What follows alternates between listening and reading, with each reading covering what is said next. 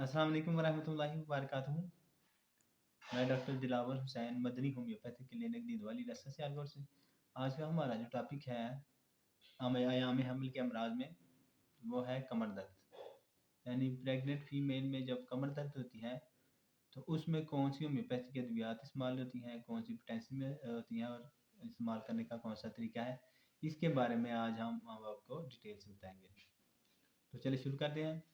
तो होम्योपैथिक में कमर दर्द के यानी कि बैकएक के लिए जो खासकर प्रेगनेंसी के दौरान जो बैकएक होती है उसके लिए जो होम्योपैथिक के अद्वियात इस्तेमाल होती हैं उन वो मेडिसिन है, एक बेलस और दूसरी कालीकार्ब। कालीकार्ब 6x में आप दे सकते हैं और जो है बेलस वो 3x में।